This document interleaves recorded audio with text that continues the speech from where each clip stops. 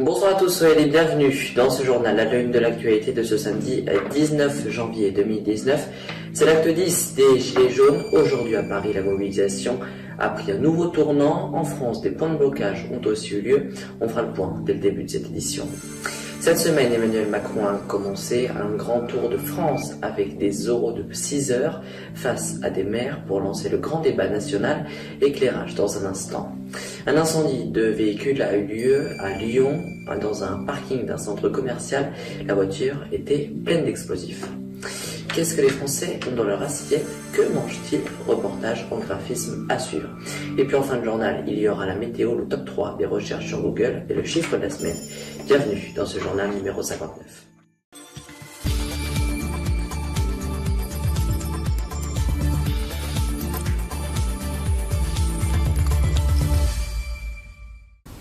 Un nouvel acte des Gilets jaunes a eu lieu ce samedi, c'est le deuxième mois de mobilisation.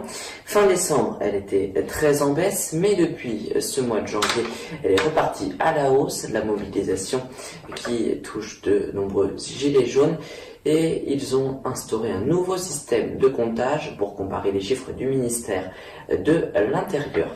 Cet acte 10 des Gilets jaunes intervient alors qu'Emmanuel Macron a commencé cette semaine son grand tour des maires de France. En effet, il a déjà fait 2 sessions de 6h30 de questions-réponses pour commencer le grand débat national qui va toucher de nombreux points, comme par exemple les 80 et 90 km à l'heure sur les nationales. Un possible retour en arrière pourrait être fait, mais également des baisses de taxes ou encore de pouvoir d'achat. À Paris, cet après-midi, il y avait environ 2000 manifestants. D'après des chiffres provisoires, le dispositif policier était conséquent. Au moins 2 policiers ont été blessés par des jets de projectiles. Des contrôles en amont ont eu lieu et ont permis de placer en garde à vue plusieurs personnes, mais aussi de saisir des armes par destination. Une marche de 15 km a été réalisée par les manifestants avec 2 slogans qui sont revenus beaucoup de fois: Macron démission et élu, vous rendrez des comptes. Tout autre sujet à présent avec un centre commercial de Lyon qui a été évacué ce samedi matin à cause d'un homme qui a incendié sa voiture remplie de bouteilles de gaz dans le parking souterrain d'un centre commercial. Là, par Dieu, 20 engins ont été engagés et 80 hommes se sont rendus sur place. Le feu a également été de suite maîtrisé. Il n'y a pas eu de blessés. L'homme a été interpellé. Politique à présent avec Alexandre Benalla qui a été déféré hier au lendemain de sa garde à vue. Il est actuellement sous contrôle judiciaire. Cet épisode fait suite aux révélations de Mediapart pour ses voyages effectués en se servant des passeports diplomatiques qu'il avait conservés après son licenciement de l'Élysée pendant l'été, alors qu'il avait dit qu'il les avait rendus. Il les a d'ailleurs rendus il y a quelques semaines.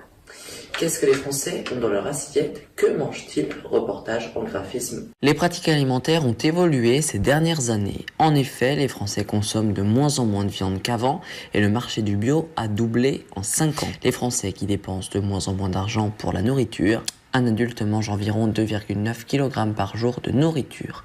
Et il y a beaucoup de boissons, comme vous pouvez le voir sur cette infographie, très peu de produits laitiers, de viande et de poisson et d'œufs, mais aussi de céréales.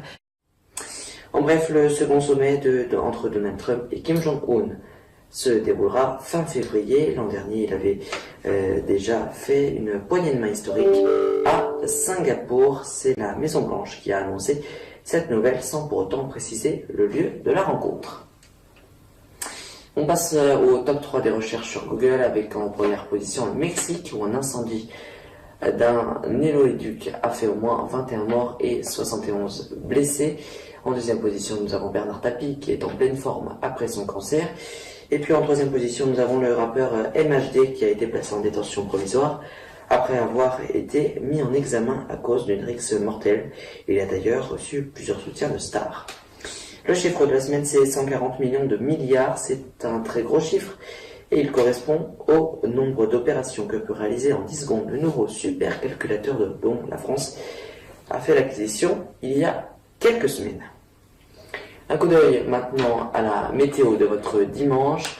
Il sera pluvieux ou nuageux et les températures seront fraîches avec pour demain après-midi 2 sur les Alpes, à Strasbourg 3, à Paris 5 degrés, à Lille 8 et en Bretagne et en Corse 10 degrés. C'est la fin de ce journal, merci de l'avoir suivi. Prochain rendez-vous avec l'information, c'est demain à midi avec Théo Tornet pour le journal radio. Je vous souhaite de passer une très belle semaine. Mercredi, vous retrouverez un lieu en images à Bordeaux.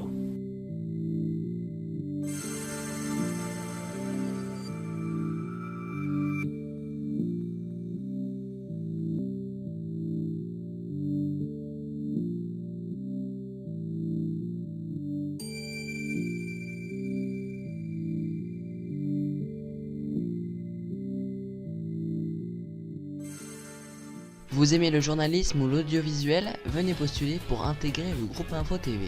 En effet, de nombreux postes bénévoles sont à pourvoir, que ce soit présentateur, journaliste, animateur radio, reporter d'image, technicien d'antenne, comédien voix off ou encore rédacteur d'articles. Différents projets sont possibles selon vos envies et vos disponibilités. Pour postuler, rendez-vous dès maintenant sur notre site internet infotv.fr.nf, rubrique recrutement ou envoyez un mail à groupeinfotv@gmail.com.